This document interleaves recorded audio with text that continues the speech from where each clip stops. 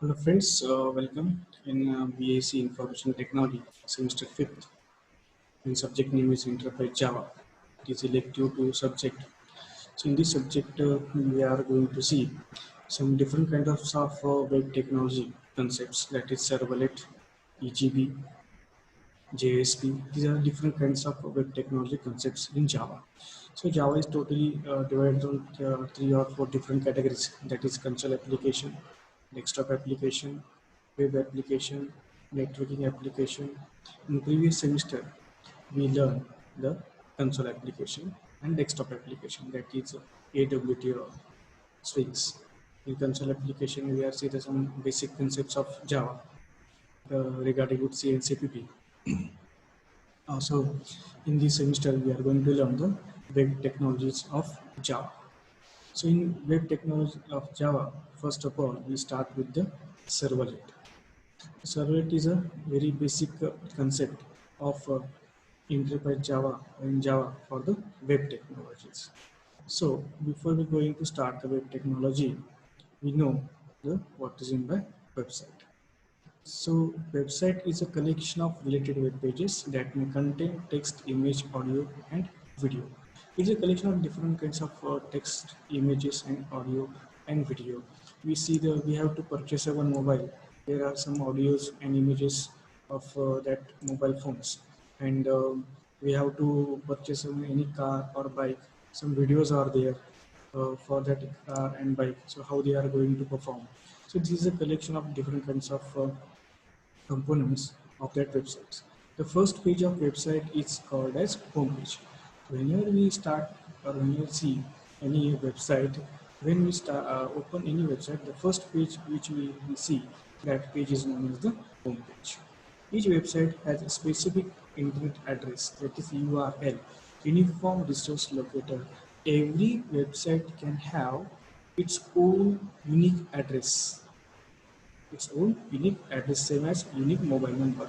Every mobile number is unique, same as every website has a unique internet address, that is URL, Uniform Resource Locator, that you need to enter in your browser to access a website. Website is hosted on one or more servers and can be accessed by visiting its home page using a computer network. So website can hosted by one or many servers. Service means what?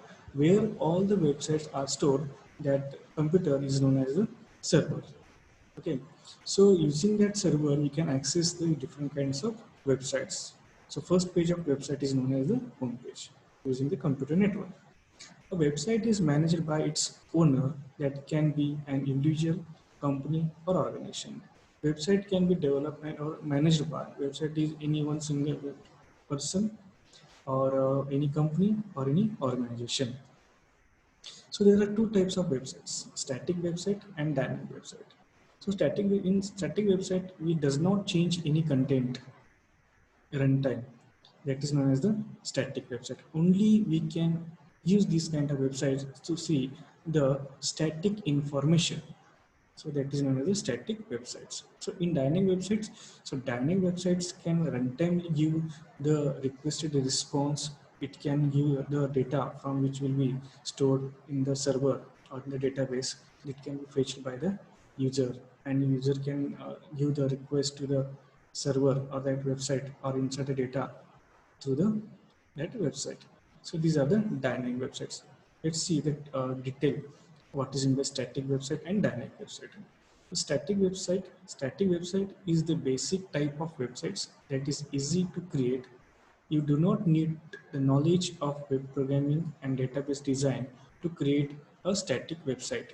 Its web pages are coded in HTML. It is very easy to develop static website because we does not learn the detailed knowledge of website development. Only we learn or only we have the knowledge of only basic HTML. It is enough to develop a static website. It is very easy, very cost effective, and in minimum price we can develop a static website. The codes are fixed for each page, so information contained in the page does not change and it looks like a printed page. So the code of these websites are fixed. It does not change any code of that website. Okay, it's look like a some printed page or images. So this is images of what is in the server and client and browser. Let's see. Now we start with some Marathi language, म्हणजेच proper आपल्याला communication करता येईल. So server and client and browser. एक गोष्ट लक्षात ठेवा, कधीही web टेक्नॉलॉजीमध्ये सर्व्हर आणि क्लायंट ह्या दोनच गोष्टी असतात. तर आपण कायम काय असतो, क्लायंट असतो. क्लायंट फक्त आणि फक्त काय करतो, रिक्वेस्ट देतो आणि सर्व्हर काय करत असतो, रिस्पॉन्स देत असतो. बरोबर. क्लायंट काय करतो, रिक्वेस्ट देतो आणि सर्व्हर काय करत असतो, रिस्पॉन्स देत असतो. ठीक आहे. तर सर्व्हर ते सगळा डेटा आपण स्टोअर करतो आणि क्लायंट आणि ब्राउझर आपण रिक्वेस्ट मागत असतो. डायनॅमिक वेबसाईट म्हणजे काय सांगितलेलं आहे, dynamic website is a collection of dynamic pages whose content changes dynamically. Continuously तुमचे पेजेसमधले कंटेंट काय होत असतात, डायनॅमिक वेबसाईटमध्ये चेंज होत असतात. It access content from database or content management system that is CMS. मग डेटा कुठून ॲक्सेस केला जातो यामध्ये, तर डेटाबेसमधून किंवा CMS नावाची कन्सेप्ट आहे ते आपण पुढे बघणार आहोत. त्यामध्ये तुमचा सगळा डेटा काय केला जातो, ॲक्सेस केला जातो. Therefore, when you alter or update the content of database, the content of the website is also altered or updated. जेव्हा तुम्ही एखादी वेबसाईट अपडेट करता किंवा डेटाबेस अपडेट करता, बरोबर, ऑटोमॅटिक तुमचं काय तर वेबसाईट अपडेट होतं किंवा अल्टर होतं.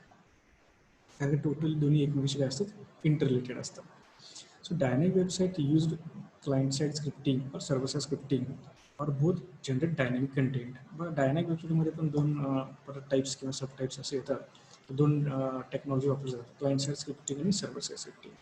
क्लायंट साईड स्क्रिप्टिंगमध्ये काय असतं की जो काही डेटा असतो तो सर्व्हरकडे घेऊन क्लायंटच्या कम्प्युटरवरती डाउनलोड करून तिथं तुमची स्क्रिप्ट तयार करून तिथं तुम्हाला आउटपुट दिलं जातं. सर्व्हर साईड स्क्रिप्टिंगमध्ये काय होतं की जो काही सगळी प्रोसेस असते ती सर्व्हर साईडला होते आणि त्यातून काय होतं, तुमचं फक्त आणि फक्त आउटपुट तुम्हाला देत असतं.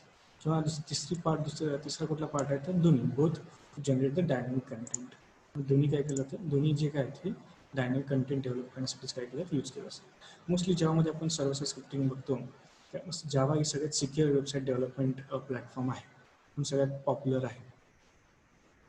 Then client-side scripting generates content at the client computer on the basis of user input.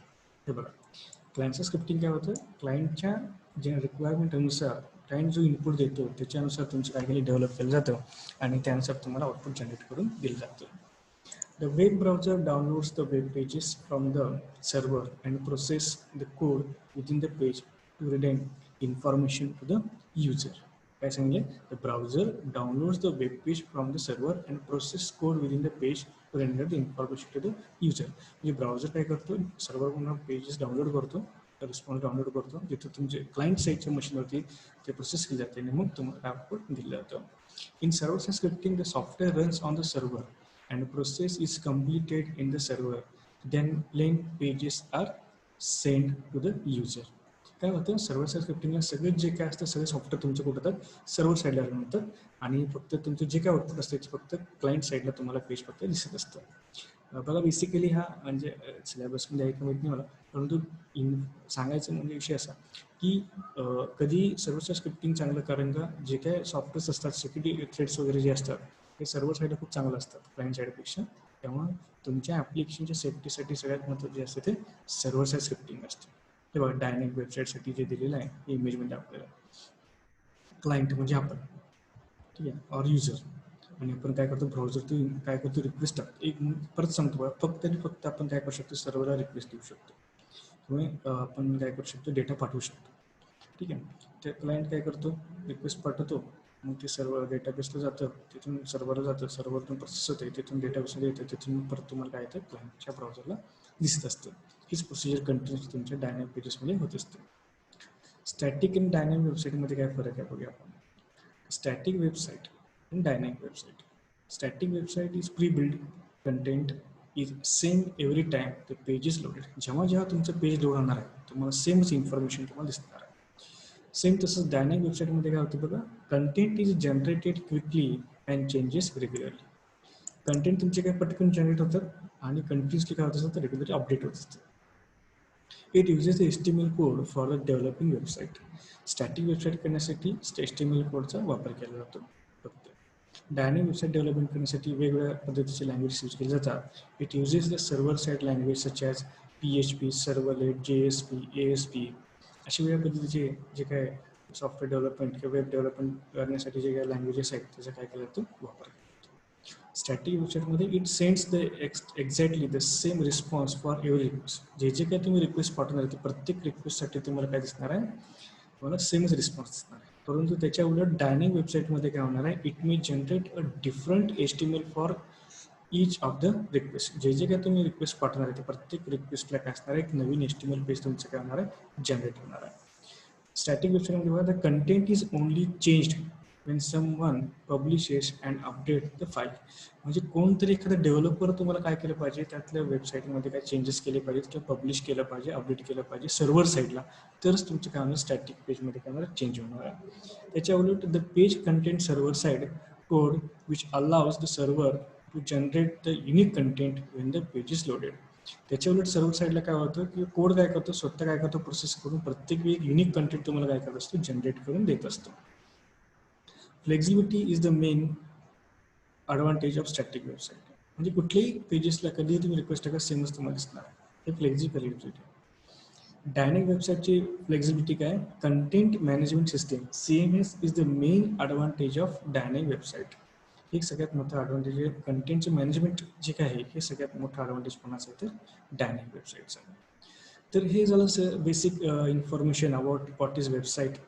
वेबसाईटचे types काय काय आहेत, कारण का आपल्याला सिलेबसलाच वेबसाईट डेव्हलपमेंट असल्यामुळं सगळ्यात महत्त्वाचं आपल्याला सुरुवातीला काय माहिती असायला पाहिजे, वेबसाईट म्हणजे काय माहिती असायला हवं होतं, त्याचे प्रकार आणि काय. तर आता आपण बघणार सर्व्हलेट. आता हे सगळ्यात पहिलं आपण काय बघितलं, तर सर्व्हलेट थ्रू आपण काय करतो, डायनॅमिक वेबसाईट डेव्हलपमेंट करण्यासाठीच काय करत असतो, आपण सर्व्हलेटचा यूज करत असतो किंवा ह्या वेब टेक्नॉलॉजीचा वापर करतो. म्हणून सुरुवातीला आपण काय बघितलं, सर्व्हलेट म्हणजे काय, वेबसाईट म्हणजे काय. तर आता आपण काय बघणार, servlets. Servlet technology is used to create a web application. म्हणजे काय, डायनॅमिक वेबसाईट डेव्हलपमेंट करण्यासाठी सर्व्हर साईड स्क्रिप्टिंग डेव्हलपमेंट करण्यासाठीच आपण काय करणार, सर्व्हलेटचा यूज करणार. इथे दिले बघा, resides at server side and generates the dynamic web pages. यासाठी आपण सर्व्हलेटचा यूज करतो. Servlet technology is robust and scalable because of Java language. हे रिब्यूस्ट आहे, स्केलेबल आहे, कारण का त्यामध्ये आपण काय यूज केलेलं आहे, जावा यूज केलं. Before servlet CGI common gateway interface scripting language was common as a server side programming language. ह्याच्या अगोदर सर्व्हर साईड प्रोग्रामिंग लँग्वेजसाठी कॉमन गेटवे इंटरफेस नावाची टेक्नॉलॉजी काय करत होते, यूज करत होतो. पण त्यात काही प्रॉब्लेम आला, काही त्याची डिसएडव्हान्टेजेस आहेत, त्यामुळे आपण काय केले, परत नवीन टेक्नॉलॉजी डेव्हलप केली, servlet. However, there were many disadvantages to this technology, so we have discussed some disadvantages below. There are many interfaces and classes in Servlet API, such as Servlet, Generic Servlet, HTTP Servlet, Servlet Request, Servlet Response. एवढे सगळे त्याचे काय आहेत, interfaces आहेत. ठीक आहे. नंतर आता ॲक्च्युली आपण पुढे जाऊया, what is servlet. Servlet can be describes in many ways depending on the context. म्हणजे सिच्युएशननुसार किंवा कंटेक्स्टनुसार आपण वेगळ्या पद्धतीने काय करू शकतो, सर्व्हलेट हे डिस्क्राईब करू शकतो. Servlet is a technology which is used to create web application. Servlet कुठली टेक्नॉलॉजी आहे, वेब ॲप्लिकेशन डेव्हलप करण्यासाठी आपण टेक्नॉलॉजी काय करतो, यूज करतो. Servlet is an API that provides many interfaces and classes including the documentation. Servlet API म्हणजे काय, application program interface. म्हणजे ज्या ॲप्लिकेशनमध्ये इंटरॅक्शन होतं, इंटरफेस दिसतं, त्याला आपण काय म्हणतो, इंटरफेस म्हणतो. Servlet that is API, application program interface. वेगवेगळ्या पद्धतीचे इंटरफेसेस ते काय करतं, तुम्हाला प्रोव्हाइड करतं आणि प्लस डॉक्युमेंटेशन सुद्धा त्यामध्ये इन्क्लूडेड असतं. Servlet is interface that must be implemented on for creating any servlet. ठीक आहे. सर्व्हलेट काही इंटरफेस आहे, ते वेगवेगळ्या पद्धतीचे ॲप्लिकेशन इम्प्लिमेंट करण्यासाठी आपण काय करतो, यूज करतो. Servlet is a class that extends the capabilities of the servers and responds to the incoming request. It can be respond to any requests. कुठल्याही पद्धतीची रिक्वेस्ट येते त्याला रिस्पॉन्ड करण्यासाठी काय केलं असतं, अशा वेगळ्या पद्धतीचं तुमच्याकडं कॅपेबिलिटीज हे कोण प्रोव्हाइड करते, सर्व्हलेट प्रोव्हाइड करून देत असतं. की किती सर्व्हरला कुठलीही रिक्वेस्ट आली तर ते पटकन त्याला रिस्पॉन्ड देण्यासाठी जे काय आहे ते कॅपेबिलिटी कोण अवेलेबल करून देतं आणि सर्व्हलेट करतो. Servlet is a web component that is deployed on the server to create a dynamic web page. काय सांगितलं हे वेब कंपोनंट आहे ते सर्व्हरची काय करतो आपण डिप्लॉय करतो to create a dynamic web page. हे पूर्ण टोटल वर्किंग सांगितलं दाखवलेलं आहे की कसं ॲक्च्युली डायनॅमिक वेबसाईटचं वर्किंग होतं. सगळ्यात पहिला आपण कोण असतो क्लायंट. क्लायंट काय करतो रिक्वेस्ट पाठवतो कोणाला सर्व्हरला. मग सर्व्हर काय करतो ते रिक्वेस्ट कुठल्या पद्धतीचे ते बघतो आणि परत काय करतो response is generated at run time.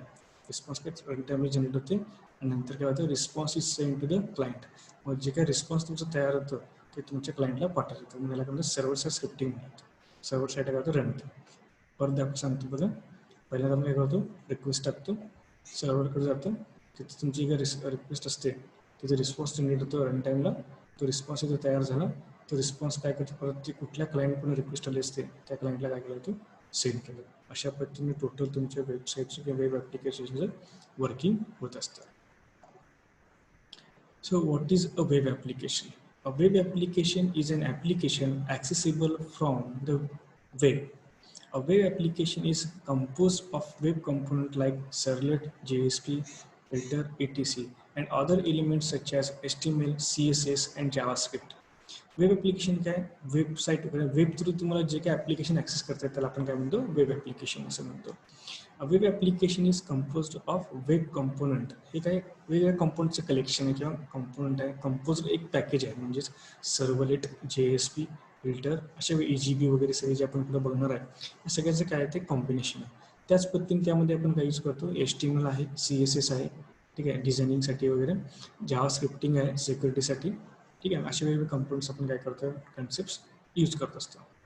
The web components typically execute in a web server and response to the HTTP request. वेबचे कंपोनंट जे काही टिपिकली कुठं रन होतात वेब सर्व्हरला होतात आणि HTTP रिक्वेस्टला रिस्पॉन्स देत असतात. तर आता आपण काय बघायचं आहे common gateway interface CGI.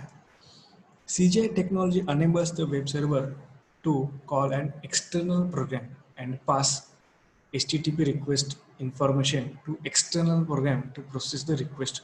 For each request is start a new process. Common gateway interface काय करतो वेगवेगळ्या प्लॅटफॉर्मवरनं सर्व्हरवरनं जे काय तुम्हाला एक्सटर्नल रिक्वेस्ट आलेली असते ती HTTP रिक्वेस्ट इन्फॉर्मेशनमध्ये पास करण्यासाठी काय करतो त्याचा उपयोग करत असतो किंवा प्रोसेसिंगला पाठवत असतो. HTTP म्हणजे हायपरटेक्स्ट ट्रान्सफर प्रोटोकॉल हे आपण परत डिटेल बघणार आहोत. त्याच्यातून जे काही रिक्वेस्ट आलेली असते ते परत तुम्हाला काय केलं ते कॉमन गेटवे इंटरफेस थ्रू काय केलं प्रत्येक रिक्वेस्ट पाठवली जाते आणि प्रत्येक रिक्वेस्टला नवीन प्रोसेस काय केली जाते तयार केली जाते. नवीन प्रोसेस काय केली त्या हे वाक्य लक्षात ठेवा नवीन प्रोसेस हे अतिशय महत्त्वाचं आहे कारण ह्याच्यावरतीच हेच प्रॉब्लेम आहे ह्याच्यामुळेच काय झालं हेच मेन डिसएडव्हान्टेज तेच आहे. इथं बघा रिक्वेस्ट पाठवतो आपण प्रत्येक रिक्वेस्ट जी घेणार ते सर्व्हरला येते. प्रत्येक रिक्वेस्ट काय CGI common gateway interfaces shell किती क्रिएट केलं जातं प्रत्येकाचं ठीक आहे. इथे प्रोग्राम असतो बघा प्रोसेसरचा लोड किती वाढतो बघायचं तर प्रत्येक सेपरेट रिक्वेस्ट आहेत. प्रोसेस म्हणजे काय कलेक्शन ऑफ थ्रेड्स इथे लक्षात एवढं सगळी प्रोसेस वेगवेगळे थ्रेड्स काय होतं रन होत असतात. ते दिले बघा disadvantages of CGI. There are many problems in CGI technology. If the number of clients increases, it takes more time for sending the response. काय तुमचे क्लायंटचे नंबर जर वाढले ठीक आहे तर खूप वेळ लागतो रिस्पॉन्स तुम्हाला देण्यासाठी. For each request it starts a process and the web server is limited to the start processes. हे बघा प्रत्येक रिक्वेस्ट काय होते प्रोसेस क्रिएट होते प्रत्येक रिक्वेस्टची ठीक आहे. प्रोसेसरला काय होतं लोड वाढतो. मग तुमची रिक्वेस्ट कमी असलं तर ठीक आहे जर रिक्वेस्ट जर वाढले तर तुमचे सर्व्हर लोड होतं सर्व्हर तुमचं हँग होण्याची शक्यता आहे प्रॉब्लेम्स क्रिएट होते सर्व्हर क्रॅशेस होतं. It uses platform dependent language हे काय प्लॅटफॉर्मचं डिपेंड असणार प्लॅटफॉर्मवर डिपेंडेंट असणारे लँग्वेजेस यूज करतो म्हणजे C++, पर्ल असे लँग्वेजेस काय करतो हा CGI कॉमन गेटवे इंटरफेस काय करतो यूज करत असतो. ठीक हे सगळे काय ह्याच्यामुळे काय सगळे डिसएडव्हान्टेजेस कोणाचे CGIचे कॉमन गेटवे इंटरफेसचे. मग काही वेबसाईटचे टेक्नॉलॉजीज आहेत ते आपण वेब टर्मिनॉलॉजीज. सर्व टर्मिनॉलॉजीज कुठले वेबसाईट स्टॅटिक वेबसाईट आणि डायनॅमिक वेबसाईट जे आपण आता बघितलेलं आहे. म्हणजे काय it is a collection of related web pages that may contain text image audio and video. नंतर काय HTTP it is a data communication protocol use to establish communication between client and server. हे अतिशय महत्त्वाचं आहे बघा. Hypertext transfer protocol म्हणजे जगामध्ये जे काही सगळे वेबसाईट्स आहेत त्या प्रत्येक वेबसाईटवर सेमच इन्फॉर्मेशन दिसली पाहिजे. सपोज मी आता भारतात आहे, उद्या चायनामध्ये गेलो, अमेरिकेला गेलो, कुठेही जावं माझी वेबसाईट सेम दिसली पाहिजे. प्रत्येक ठिकाणी वेबसाईटचे सगळे कंटेंट सेम दिसले पाहिजे. येते लक्षात? सेम इन्फॉर्मेशन सगळं दिसली पाहिजे. असली हायपरटेक्स्ट ट्रान्सफर प्रोटोकॉल. हायपरटेक्स्ट म्हणजे काय, HTTP जे काही टेक्स्ट असतात ते. ट्रान्सफर म्हणजे डेटा ट्रान्सफर करायचं. प्रोटोकॉल म्हणजे काय, सेट ऑफ रूल्स. म्हणजे जे काय HTMLचे पेजेस ट्रान्सफर करण्यासाठी जे काय रूल्स आपण तयार केलेले आहेत त्याला काय म्हणतो आपण, HTTP हायपरटेक्स्ट ट्रान्सफर प्रोटोकॉल. जे काही वेबसाईट्स तुमचे सगळे असतील ते सगळे वेबसाईट्स तुमच्या काय केले जातात, HTTPच्या प्रोटोकॉल थ्रूच काय केले जातात, तुमचे फॉलो त्याच्यातच पाठवतात. त्यामुळेच जगभरात तुमचे सगळे जे काही वेबसाईट्स आहेत ते प्रत्येक ठिकाणी प्रत्येक वेळी सेमच दिसतात. म्हणजे आज इथे गुगल वेगळं दिसतं, तिकडे वेगळं दिसतं असं नाही होणार. आज इंडियामध्ये गुगल वेगळं दिसतं आणि जपान वेगळं दिसतं, अमेरिका वेगळं दिसतं नाही होणार. सगळीकडे गुगल तुम्हाला सेम दिसणार त्या प्रोटोकॉलमुळे. हे request, HTTP request, it is the request send by the computer to a web server that contain all sort of potential interesting information. म्हणजे तुम्हाला जे काय हवं आहे ते तुम्ही रिक्वेस्ट पाठवता. म्हणजे सपोज तुम्हाला आता गुगल पाहिजे तर काय केलं आपण, www.google.com, तर HTTPची रिक्वेस्ट केली कोणाला, सर्व्हरला. आपण फक्त रिक्वेस्टच करू शकतो. लक्षात घ्या, HTTP रिक्वेस्ट आणि HTTP रिस्पॉन्स हे अतिशय महत्त्वाचे आहेत तुमच्या सिलेबसच्या पॉईंट ऑफ व्ह्यूने, कारण तुम्हाला एक्झामला 100% येण्याची शक्यता आहे. बऱ्याच वर्षी तुम्हाला आलेलं आहे. हे डिटेल वन बाय तुम्हाला मी सांगत जाईन. हे लक्षात ठेवा. आता एक पॉईंट आलेला आहे, गेट वर्सेस पोस्ट. हे पण अतिशय महत्त्वाचं आहे. It gives the difference between get and post request. Get म्हणजे डेटा आपण घेतो, रिक्वेस्ट येतो, आणि पोस्टमध्ये आपण डेटा पाठवतो. ठीक आहे, अशा पद्धतीने हे पण अतिशय महत्त्वाचं आहे परीक्षेच्या दृष्टिकोनातून. हे पण आपण डिटेल बघणार आहोत. Container, it used in Java for dynamically generating the web pages on the server side. कंटेनरमध्ये काय आहे, जे काय तुमचे डायनॅमिक वेब पेज जनरेट तयार करतात ते स्टोअर करण्यासाठी तुम्हाला काय, ते कंटेन करण्यासाठी एकत्र ठेवण्यासाठी काय केलं, तुम्हाला कंटेनरचा वापर केला जातो. तिथं तुमचे सगळे डायनॅमिक पेजेस काय केलं, स्टोअर केले जातात. ठीक आहे. Server, web basis application, it use to manage the network resources for running the program और सॉफ्टवेअर दॅट प्रोव्हाइड्स सर्व्हिसेस. वेगवेगळी सर्व्हिसेस प्रोव्हाइड करण्यासाठी तुम्ही काय केलं, यूज केलं ॲप्लिकेशनचा. Content type, it is the HTTP header that provides the description about what are you sending to the browser. तुम्ही ब्राउझरला काय पाठवणार आहे त्या कंटेंटचा टाईप काय करतो, हा स्टोअर करून ठेवत असतो. तर सर्व्हरचे ॲडव्हान्टेजेस बघा, तर आपण आता कॉमन गेटवे इंटरफेसचे डिसॲडव्हान्टेजेस बघितले. ठीक आहे, आणि आता त्यामुळं सर्व्हरचे ॲडव्हान्टेजेस काय, मग तिथं ते प्रॉब्लेम क्रिएट झाले म्हणूनच आपण काय केलेलं आहे, सर्व्हलेट यूज केलेला आहे, टेक्नॉलॉजी जनरेट केली किंवा वापरलेला आहे. ॲडव्हान्टेजेस ऑफ सर्व्हलेट, प्रत्येक रिक्वेस्ट हे पाठवले जाते. प्रत्येक रिक्वेस्ट काय थ्रेड असतात. थ्रेड म्हणजे पार्ट ऑफ प्रोसेस. ओके, आणि ते सर्व्हलेटकडे जातात आणि तिथून मग काय तुमच्या वेब कंटेनर, जिथे तुमचे सगळे डायनॅमिक पेजेस स्टोअर केलेले असतात. ठीक आहे, जसं आपण वरती बघितलं container, it can content different kinds of web pages, dynamic web pages और प्रोसेसेस. हे सगळं तुमचं काय आहे ते कंटेनरमध्ये असतं. तिथं तुमचे सगळे थ्रेड्स जातात, रिक्वेस्टेस जातात, तिथं प्रोसेस जनरेट होते, तिथून तुम्हाला ते मिळत असतं. बघा प्रोसेसरचा लोड बघा इथे किती कमी आहे, इथे 30% आहे. इथे तुम्ही बघाल तर प्रोसेसरचा लोड किती 85% पर्यंत आहे. हा मेन डिफरन्स आहे CGI आणि सर्व्हलेटचा. आणि सगळ्यात महत्त्वाचं म्हणजे काय, प्रत्येक रिक्वेस्ट ही थ्रेड आहे, small part of a process, आणि ते प्रत्येक थ्रेड काय आहे, एक सेपरेट तुमच्याकडे काय प्रोसेस आहे. हा लक्षात, हे मेन प्रॉब्लेम असल्यामुळे तुम्हाला काय सर्व्हलेट अतिशय उपयुक्त तुम्हाला वेब टेक्नॉलॉजीसाठी आहे. There are many advantages of servlet over CGI. The web container creates threads for handling the multiple requests to the server. There are many advantages of servlet over CGI. The web page container creates a threads for handling the multiple requests to the servlet. Multiple request handle करण्यासाठी काय तुमच्या सर्व्हलेटचा use केला जातो. Threads have many benefits over the process, such as they share a common memory area, lightweight, cost of communication between the threads are low. म्हणजे सगळ्यात महत्त्वाचं थ्रेडचा सगळ्यात मोठा बेनिफिट तुम्हाला काय आहे, तर ते काय प्रोसेसचं पार्ट आहे, छोटं प्रोसेस आहे. प्रोसेस म्हणजे कलेक्शन ऑफ थ्रेड. CGI काय होतं, प्रत्येक रिक्वेस्ट काय केली जाते, तर एक कलेक्शन ऑफ प्रोसेस, प्रत्येक रिक्वेस्ट प्रोसेस म्हणून कन्सिडर केली जाते. त्यामुळे सेपरेट मेमरी स्पेस सगळं केलं जातं, त्यामध्ये कम्युनिकेशन होते, प्रोसेस टू प्रोसेस कम्युनिकेशन होत नाही. तर थ्रेड टू थ्रेड काय केलं जातं, तुम्हाला कम्युनिकेशन केलं जातं. बघा थ्रेड टू थ्रेड तुमची काय होते, कम्युनिकेशन होते. Cost of communication between thread is very low. आणि कॉमन मेमरी शेअर काय मेमरी काय जाते प्रत्येकाची काय शेअर केली जाते. सपोज एका थ्रेडमध्ये जे एखादं काम असेल त्याचं आउटपुट तुम्हाला दुसऱ्या थ्रेडमध्ये लागत असेल तर ते तुम्ही काय करू शकता शेअर करू शकता. आणि ते साईज खूप कमी असते लाईट वेट. ठीक आहे. So these are the main advantages of servlet. The advantages of servlets are as follows, that is better performance because of it creates a thread for the each request, not a process. सगळ्यात मोठं काय सांगितलं तुम्हाला मी की हे process नाही तर request आहे. प्रत्येक रिक्वेस्टला काय केलं तुम्हाला थ्रेड क्रिएट करतो. प्रत्येक रिक्वेस्ट तुमची ॲज अ थ्रेड जनरेट होते, प्रोसेस होत नाही. प्रोसेस हा हेवी असतो, त्याला वेळ लागतो. Portability because of it uses Java language, it is a portable. Java language platform independent आहे, पोर्टेबल आहे आणि सर्व टेक्नॉलॉजी आहे त्यामुळे काय पोर्टेबल आहे. Robust JVM manages servlets, so we do not need to worry about the memory leak, garbage collection, etc. JVM म्हणजे जावा virtual machine स्वतःच प्रोसेस करते, स्वतःच कंपाईल करते, स्वतःच इंटरप्रिट करते, स्वतःच रन करते. जावा व्हर्च्युअल मशीन असते ते, त्यामुळे सर्व त्या व्हर्च्युअल मशीनवरती काय केलं तर रन केलं जातं, त्याच्यावरती मॅनेज केलं जातं. त्यामुळे अतिशय सोप्या पद्धतीने चांगल्या पद्धतीने त्यांचं काय केलं जातं हे यूज केलं जातं. रिबूस्ट म्हणतो आपण. Secure because it uses Java language. Secure आहे तर हे जावा लँग्वेज यूज करते म्हणून. हे सगळे तुमचे काय ते सर्व्हलेटचे ॲडव्हान्टेजेस आहेत. हे पण परीक्षेला तुम्हाला येऊ शकतं, तर हे सगळं लक्षात ठेवा. आता HTTP हायपरटेक्स्ट ट्रान्सफर प्रोटोकॉल, जसं आपण मगाशी बघितलेलं. HTTP म्हणजे काय हायपरटेक्स्ट ट्रान्सफर प्रोटोकॉल म्हणजे काय सेटअप रूल्स. जे काय वेब पेजेस तुम्हाला ट्रान्सफर काय पाठवायचे आहेत ते काही कॉमन सगळीकडे सेम गेले पाहिजे, त्यासाठी आपले सेटअप रूल्स तयार केले, त्याला आपण काय म्हणतो प्रोटोकॉल. हायपरटेक्स्ट म्हणजे काय वेब पेज, तुमचे HTMLचे पेज ट्रान्सफर पाठवायचं तुम्हाला. जसं तुम्ही HTMLचा लांब फॉर्मच बघितला बघा, HTML हायपरटेक्स्ट मार्कअप लँग्वेज, जसं हायपरटेक्स्ट ट्रान्सफर प्रोटोकॉल म्हणजे हायपरटेक्स्टमध्ये ट्रान्सफर करायचं आहे, त्यासाठी काही सेटअप रूल्स आहेत, त्याला आपण म्हणतो protocol. It is a collection of that is non as a HTTP hypertext transfer protocol.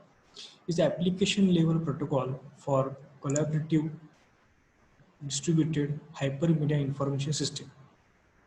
It is a data communication protocol used to establish communication between client and server. ठीक आहे.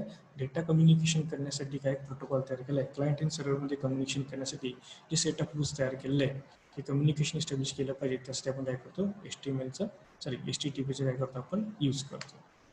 HTTP is a TCP IP based communication protocol. HTTP काय TCP म्हणजे transmission control protocol and internet protocol. हे अतिशय चांगलं उपयुक्त आणि एक रिलायबल प्रोटोकॉल तुम्हाला आहे. ठीक आहे. Communication protocol which is use to deliver the data like image files, queries, results, HTML files, etc. on the www World Wide Web with the default port is TCP/80. कुठलेही तुम्ही local server आता तुम्ही बघत असाल, आता पुढे जे बघणार आहे ते 8080 TCP ट्रान्समिशन कंट्रोल प्रोटोकॉल. तर 80 हे काय तुमचं पोर्ट नंबर आहे, त्या पोर्टवरतीच तुमचं काय होतं असतं ते रन होत असतं. हे पोर्ट म्हणजे काय, हे कसं रन होतं काय ते आपण डिटेल पुढे आपण बघणार आहोत. It provides the standardized way for the computer to communicate with each other. तो काय HTTP काय करतो, एक स्टँडर्ड वे म्हणून सांगितलं बघा तुम्हाला, एक स्टँडर्ड प्लॅटफॉर्म तुम्हाला काय केलं तर क्रिएट करून दिला जातो कम्युनिकेशन करण्यासाठी. तर HTTP तुम्हाला काय करते, एक स्टँडर्ड वे ऑफ कम्युनिकेशन काय प्रोव्हाइड करून देतो. म्हणजे HTTP request server. HTTP request काय करतो, रिक्वेस्ट पाठवतो सर्व्हरला, तिथून तुम्हाला काय मिळतं रिस्पॉन्स मिळतो. हे इन डिटेल हे तुम्हाला पुढे आपण बघायचं आहे सर्व्हलेटमध्ये, आणि अतिशय महत्त्वाचं आहे regarding to exam. The basic characteristics of HTTP hypertext transfer protocol. It is the protocol that allows web server and browsers to exchange data over the web page. वेबमध्ये तुम्हाला डेटा कम्युनिकेशन करायचं, डेटा ट्रान्सफर करायचं आहे, तर त्यासाठी जे काही rules वापरले जातात त्याला आपण काय त्याचा यूज करतो. It is a request response protocol. या प्रोटोकॉलचा वापर करतो रिक्वेस्ट आणि रिस्पॉन्स घेऊ शकता, दोन्ही पद्धतीने घेऊ शकता. हे असं प्रोटोकॉल आहे. It uses the reliable TCP connection by default on TCP port 80. हे रिलायबल आहे, TCP वापरतो, ट्रान्समिशन कंट्रोल प्रोटोकॉल. हे तुम्ही जे काही ट्रान्समिशन करता त्याच्यावरती काय असतं, कंट्रोल ठेवण्यासाठी काही रूल्स अँड रेग्युलेशन्स तयार केले, त्याला आपण काय म्हणतो TCP transmission control protocol. By default on TCP port 80. It is the stateless, means each request is considered as the new request. Stateless म्हणतो आपण, काय प्रत्येक रिक्वेस्ट काय ते नवीन रिक्वेस्ट काय ते कन्सिडर केलं जाते. In other word, server does not recognize the user by default. म्हणजे सर्व्हरला काय करतो, तुम्हाला डज नॉट म्हणजे जी युजर आहे ते रेकग्नाइज करण्याची आवश्यकता नाही आहे जेव्हा तुमचं काम चालतं तेव्हा. ठीक आहे. आणि प्रत्येक रिक्वेस्ट काही एक नवीन रिक्वेस्ट म्हणून काय केलं जाते कन्सिडर केलं जाते अगोदरच्या रिक्वेस्टचा काही संबंध नसतो. The basic features of HTTP. There are three fundamental features that make the HTTP simple and powerful protocol used for the communication. HTTP is the media independent. HTTP is media independent. It specifies that any type of media content can be sent by HTTP as long as both the server and the client can handle the data content. म्हणजे कुठल्याही प्रकारचा data media तुम्ही काय करू शकता त्यामधून पाठवू शकता. स्पेसिफिकच मीडिया पाठवतील असं नाही आहे. टेक्स्ट असेल, इमेज असेल, ऑडिओ असेल, व्हिडिओ असेल, कुठल्याही पद्धतीचा मीडिया तुम्ही काय करू शकता पाठवू शकता.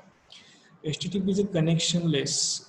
It is a connectionless approach in which HTTP client, that is browser, initiates the HTTP request, and after the request is sent, the client disconnects for the server and wait for the response.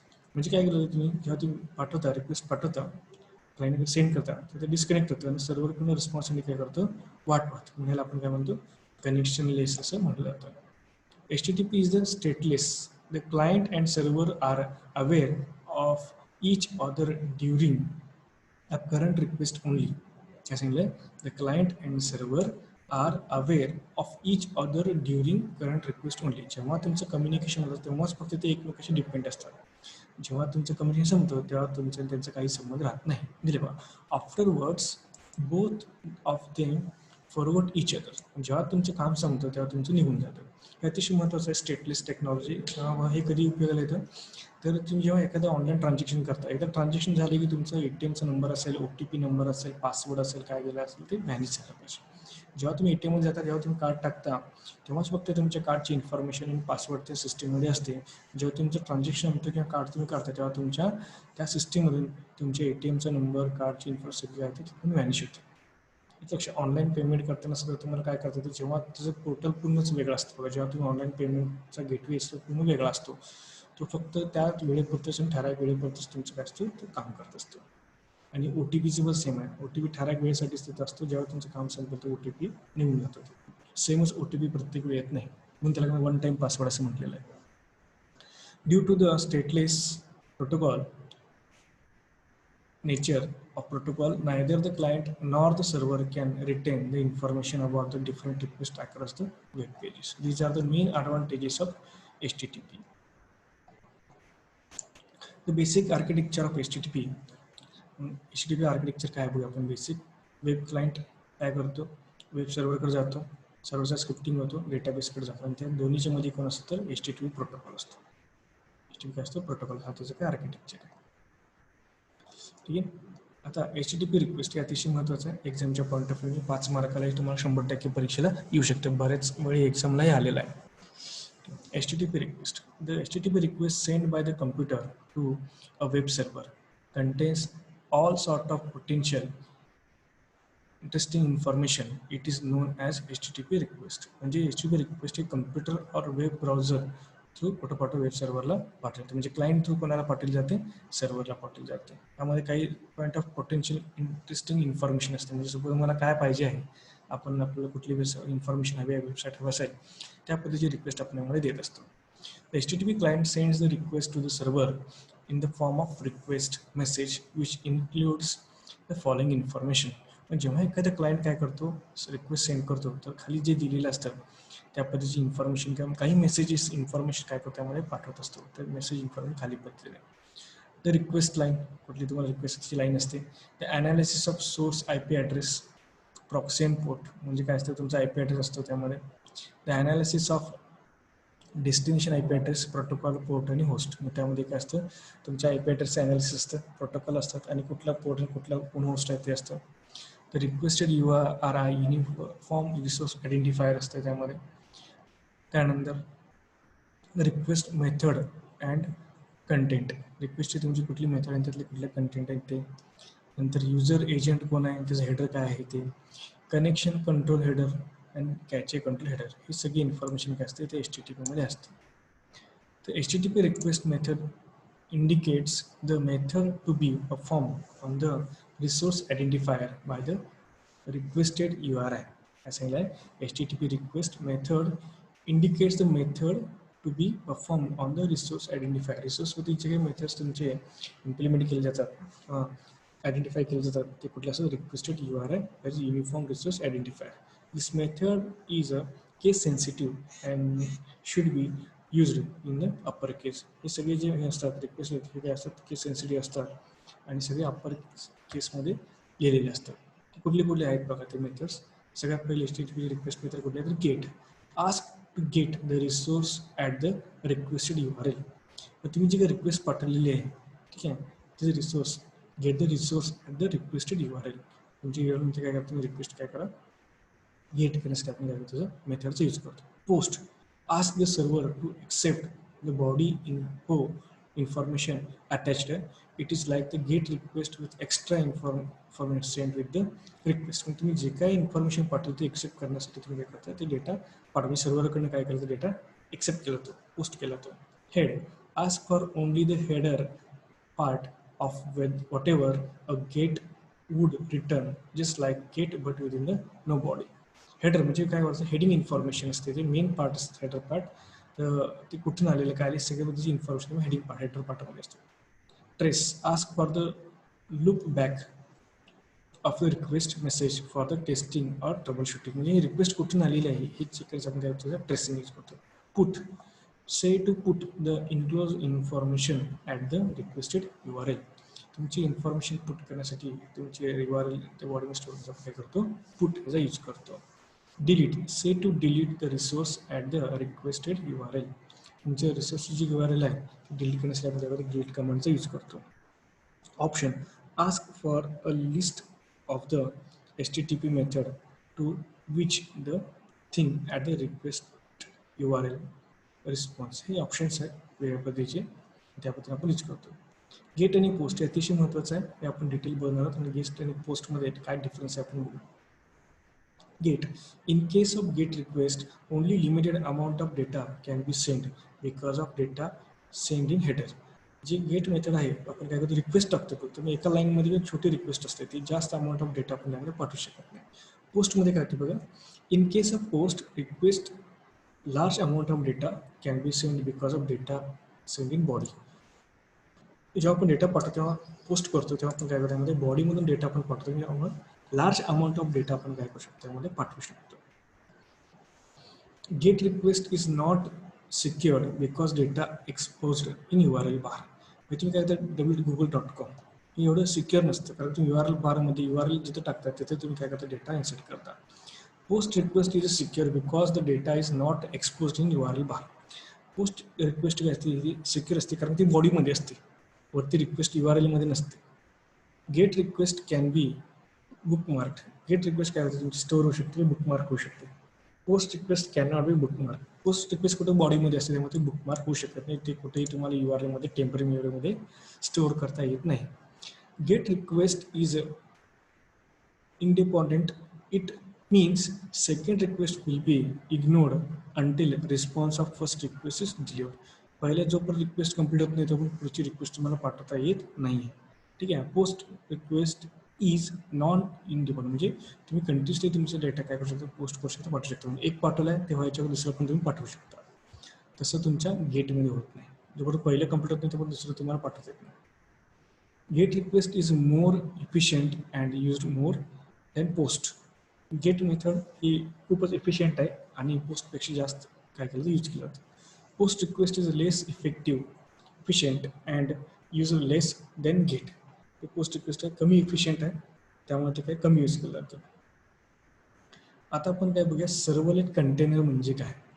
जसं आपण अगोदर पण बघितलं, container म्हणजे collection of dynamic pages. बघा, it provides the run time environment for Java J2EE Java to interface addition. हीच technology आपण काय करणार आहे ह्या टोटल सिलेबसमध्ये आपण शिकणार आहोत. जावाच्या इंटरप्राइज जावाच्या काय सांगितलं आहे? It provides the run time environment for Java J2EE applications. The client and user can request only a static pages from the server. Client user काय करतो? स्टॅटिक पेजेस सर्व्हरकडून काय करत असतं? मागत असतो. If the user wants to read the web pages as per input, then the servlet container is used in Java. काय सांगितलं? If the user wants to read the web pages as तर input that servlet container is use, तुमच्या रिक्वेस्टनुसार जर तुम्हाला web page available पाहिजे असेल तर त्या सिच्युएशनला तुम्ही काय करता, त्या कंटेनरचा वापर करू शकता, कारण container is a collection of web pages. The servlet container is a part of web server which can be run in the separate process. We can classify the servlet container states in three types. तीन वेगळ्या types मध्ये वेगळ्या servlet स्टेटचे तुम्ही काय करता, कॅटेगराइज करत असता. बघा काय सांगितलं, web server HTTP request, client काय करतो, रिक्वेस्ट पाठवतो वेब सर्व्हरला. ठीक आहे, मग तुमच्या वेब पेजची प्रोसेसेसमध्ये काय, सर्व्हलेट कंटेनरमध्ये तुमचे web processes, web pages, dynamic web pages, static web pages store करून ठेवले असतात, आणि त्या रिक्वेस्टनुसार तुम्हाला परत काय मिळतं, त्यामध्ये रिस्पॉन्स मिळत असतो. बघा, servlet container states. The servlet container is the part of web server which can be run in a separate process. हे काय, सर्व्हलेट कंटेनर एक सेपरेट पार्ट आहे कोणाचं, वेब सर्व्हरचं. ते सेपरेट प्रोसेसमध्ये काय होतं, रन होत असतं, आणि जेव्हा केव्हा तेव्हा प्रोसेसमधले डेटा तुम्हाला लागत असेल तेव्हा तेव्हा सर्व्हर काय करतो, त्याच्याकडून डेटा तुमच्याकडे मागून घेत असतो. तर तीन टाईपचे बघा कंटेनरमध्ये, तीन टाईप्स स्टेट आहेत, stand alone, in process and out process. It is the typical Java-based server in which the servlet container and the web server are the integral part of the single program. म्हणजे एकाच प्रोग्रामचे काय असतात ते part असतात, stand alone असतात. बघा, टॉमकॅट running by it self. ठीक आहे, टॉमकॅट एक सर्व्हर आहे. परत सांगतो, it is a typical Java based servers in which the servlet container and the web server are integral part of the single program. एकाच प्रोग्रामचे काय असतात ते पार्ट असतात, स्टँड अलोन. त्याच प्रोग्रामसाठी काय केलं, त्याचा यूज केला जातो. In process it is a separated from the web server because a different program runs within the address space of main server as plugin. For example, Tomcat running inside the JBoss. काय सांगितलंय, in process separated from the web server because different program runs within the address space. वेगवेगळ्या address स्पेसमध्ये काय करतात, ते run होत असतात. मग ते प्रोसेस असतात, प्रोसेसमध्ये प्रोसेस काय होत असतं, वेगवेगळ्या सर्व्हरती रन होत असतात. Out of process, the web server and servlet container are different programs which are run in a different process. मग ह्या आउट ऑफ प्रोसेसमध्ये वेगळ्या प्रोसेसमध्ये तुमचं काय होतं, ते प्रोग्राम रन होत असतात. For performing the communications between them, web server uses the plugin provided by the servlet container. Then servlet containers perform many operations that are given below: lifecycle management, multi-thread support, object pooling, security etc. मग जे काही सर्व्हलेटचे container आहेत ते वेगवेगळे operation perform करतात. Life सायकलचं management करतात, कशाचं, कंटेनरचं. Multi threaded या टाईम मल्टिपल थ्रेड काय करतात, एक्झिक्यूट करत असतात. ठीक आहे, नंतर ऑब्जेक्ट पोलिंग करतात, आणि सिक्युरिटी, हे सगळे त्याचे काय तुमचे ऑपरेशन्स आहेत कोणाचे, सर्व्हलेटचे. This is all about servlet container. हे पण अतिशय महत्त्वाचं आहे, परीक्षेला येऊ शकते. Then server web basis application. Server is a device or computer program that accepts the response to the request made by the other program known as client. Client through तुम्ही, server म्हणजे काय की जिथे सगळ्या प्रकारचे इन्फॉर्मेशन स्टोअर केले असते वेबसाईटच्या रिलेटेड. म्हणजे वेबसाईटचा सगळा डेटा तुमच्याकडे स्टोअर केला असतो तुमच्या सर्व्हरला. मग त्याच्यानुसार तुम्हाला जसं क्लायंट रिक्वेस्ट टाकेल त्या पद्धतीने तुम्हाला काय करत असतो, रिस्पॉन्स त्यामध्ये मिळत असतो. बरं, मग क्लायंट काय करतो, रिक्वेस्ट टाकतो आणि सर्व्हरकडून तुम्हाला काय डेटा तो मिळत असतो. त्यालाच आपण काय म्हणतो, सर्व्हर म्हणतो. की थोडक्यात सांगा, सर्व्हर म्हणजे काय, जिथं सगळे वेबसाईट्स किंवा सगळ्या वेबसाईटची इन्फॉर्मेशन स्टोअर केली असेल आपण काय म्हणतो, सर्व्हर म्हणतो. It is use to manage the network resources and for the running the program or software that provides the service. हे काय, एक नेटवर्क रिसोर्स आहे की जिथे सगळे आपण प्रोग्राम स्टोअर करतो आणि सॉफ्टवेअर रन करतो, आणि ते काय करतो, वेळापरची सर्व्हिस काय करत असते, आपल्याला प्रोव्हाइड करत असते. There are two types of servers. दोन प्रकारचे सर्व्हर आहेत, वेब सर्व्हर आणि ॲप्लिकेशन सर्व्हर. आता आपण सगळ्यात पहिलं काय बघायचं आहे, web server. Web server contains only web page or servlet container. It can be used for servlet, JSP, structs, JSF, etc. It cannot be used EGP. म्हणजे काय सांगितलं, web server contains only web or web servlet container. ह्यामध्ये फक्त web page आणि सर्व्हरचे containers फक्त असतात. It can B use for the servlet, JSP, struct. Servlet, JSP, struct अशा पद्धतीची टेक्नॉलॉजी फक्त त्यामध्ये काय करतात, यूज केले जातात. It cannot be use EGP. ह्यामध्ये EGB म्हणजे एंटरप्राइज जावा बीन्स हे पुढे तुम्हाला थर्ड युनिटमध्ये आपण परत शिकायचं आहे. It is a computer where the web content can be store. हे काय कम्प्युटर आहे की जिथे तुमचे सगळे वेबचे कंटेंट काय केलं स्टोर केलं. In general, web server can be used to host a website, but there is also used some other web servers, also such as FTP, email, storage, gaming. म्हणजे सर्व्हरमध्ये काय केलं तुमचा सगळा डेटा फक्त स्टोअर करण्याचं काम काय केलं जातं. ठीक आहे. आणि तुम्हाला यामध्ये FTP म्हणजे फाईल ट्रान्सफर प्रोटोकॉल जे ईमेलसाठी यूज केलं जातं, ईमेलिंग स्टोरेज आणि गेमिंगसाठी काय या सर्व्हरचा यूज केला जातो. ह्याचे एक्झाम्पल कुठले वेब सर्व्हरचे तर अपाचे टॉमकेट आणि रिझन म्हणजे आता ह्या तुम्हाला जावामध्ये यूज केलं जातं सर्व्हरसाठी आपण यूज करतो. वेब सर्व्हर वर्किंग काय बघा. It can be response to the client request in either of the following two possible ways. Generating response by using the script and the communicating with the database. तुम्ही काय करता response generate करायचं communicate करून database through. And second sending file to the client associated with the requested URL. मग तुम्ही ज्याला जे क्लायंटला रिक्वायर्ड फाईल आहे ते फाईल पाठवण्याचं काम कोण करत असतं हे सर्व्हर करत असतं. The block diagram of representation of the web server is shown in below. Web सर्व्हरचे ब्लॉक डायग्राम दिली बघा. स्टॅटिक डेटा स्टोरेजमध्ये काय करता तुम्ही बघा रिक्वेस्ट पाठवत असतात. Static data response web client. ठीक आहे. हे कोण असतो क्लायंट असतो. इथून वर जाऊ आपण. क्लायंट काय करतो रिक्वेस्ट पाठवतो वेब सर्व्हरला. वेब सर्व्हर काय करतो त्याच्या कंटेनरला जिथे डेटा तुम्ही स्टोअर केला असतो म्हणजे स्टॅटिक डेटा रिक्वेस्ट तिथे पाठवतो. स्टॅटिक रिक्वेस्ट असेल तर स्टॅटिक रिक्वेस्ट पाठवतो. डायनॅमिक रिक्वेस्ट असेल तर डायनॅमिक रिक्वेस्टला पाठवतो म्हणजे वेब ॲप्लिकेशन स्टोरेजला पाठवतो. आपण सगळ्यात पहिल्यांदा स्टॅटिक बघूया. हा वेब क्लायंट आहे. रिक्वेस्ट पाठवतो. तो चेक करतो वेब सर्व्हर स्टॅटिक आहे की डायनॅमिक. स्टॅटिक असेल तर स्टॅटिक सर्व्हरला जातो. Static data request static data storage तिथून स्टॅटिक रिस्पॉन्स येतो आणि HTTP रिस्पॉन्स तुम्हाला क्लायंटकडे पाठवतो. सगळे जे काय क्लायंट तुमचा सगळा जो काही डेटा जातो HTTP रिक्वेस्ट HTTP रिस्पॉन्स हे अतिशय महत्त्वाचे आहे एक्झामच्या पॉईंट ऑफ व्ह्यूने. ह्या दोन्हीपैकी एक एक्झामला तुम्हाला 100% येण्याची शक्यता आहे. ठीक आहे. तिथून रिस्पॉन्स तुम्हाला मिळतो. तर वेब सर्व्हर सपोज क्लायंटची रिक्वेस्ट सपोज डायनॅमिक असेल तर तुम्ही सर्व्हर रिक्वेस्ट पाठवली जाते तिथून आणि ॲप्लिकेशन सर्व्हरकडे पाठवलं जातं. बघा वेब कंटेनर अदर सर्व्हिसेस आणि ॲप्लिकेशन सर्व्हर. ॲप्लिकेशनमध्ये काय वेब कंटेनर जिथे वेब पेजेस प्रोसेसेस किंवा डायनॅमिक पेजेस स्टोअर केले असतात आणि तुमचे सगळे ॲप्लिकेशन कुठे ह्या स्टोरेजमध्ये म्हणजे डेटाबेसमध्ये स्टोअर केले असतात किंवा ॲप्लिकेशन हे हार्ड डिस्कवरती स्टोअर केले असतात. त्याच्या इथे जातं तिथून परत तुम्हाला रिस्पॉन्स मिळतो आणि ते परत सर्व्हर रिस्पॉन्स थ्रू तुम्हाला इकडे येतं आणि परत HTTP रिस्पॉन्स इकडे येतो. हे अतिशय महत्त्वाचं आहे की टोटल वेबसाईटचं जे काय वर्किंग हे तुम्हाला एका डायग्राममध्ये दाखवलं. स्टॅटिक असेल तर आणि डायनॅमिक असेल तर. इम्पॉर्टंट पॉईंट्स कुठले आहेत बघा. If the request web page or the client side is not found, then the web page server will be send a HTTP response like error 404 not found. म्हणजे suppose तुम्ही जे काही request केली पेजसाठी जे काही रिक्वेस्ट पाठवली ते रिक्वेस्ट तिथे अवेलेबल नसेल तर तुम्हाला काय एरर येतं 404 असे एरर येतं. When the web server searching the requested page, if the requested page is found, then it will send to the client with an HTTP response. Suppose तुम्ही जे रिक्वेस्ट पाठवलेली आहे तीच तुम्हाला काय सपोज सापडली तर तुम्ही HTTP रिस्पॉन्स थ्रू पाठवता. म्हणजे जे काय आपण डायग्राममध्ये बघितलं तेच डिस्क्रिप्शन इथं काय केलं त्यामध्ये दिलेलं आहे. ॲप्लिकेशन सर्व्हरमध्ये काय होतं बघा. आता आपण स्टॅटिक वेब सर्व्हर बघितलं म्हणजे वेब सर्व्हर बघितलं आणि आता आपण काय बघणार आहे application server. Application server contains a web and EGB containers. It can be used for the servlet, JSP, structs, JSF, EGB, etc.